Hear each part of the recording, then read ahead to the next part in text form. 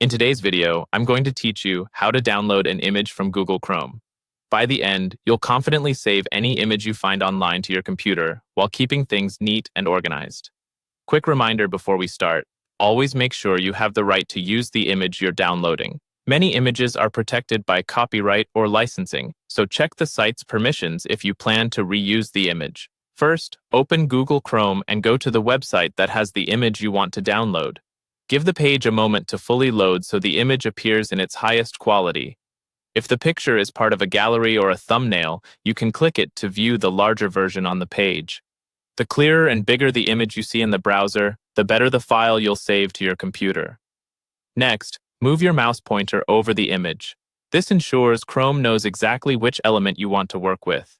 If the image is a background or part of a slideshow, hover directly on the picture area, not the surrounding text. Now, right-click on the image to open Chrome's context menu. On a trackpad, a two-finger click works as a right-click. On a Mac with a single-button mouse, hold the Control key and click. On a Chromebook, a two-finger tap does the same thing.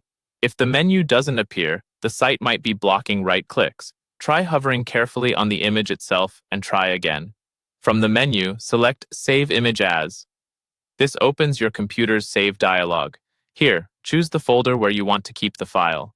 Your Downloads folder is fine, but creating a specific folder, like Pictures or a Project folder, makes it easier to find later. You can also rename the file to something meaningful so it's searchable. Look at the file type as well. You'll often see formats like JPG, PNG, or WebP.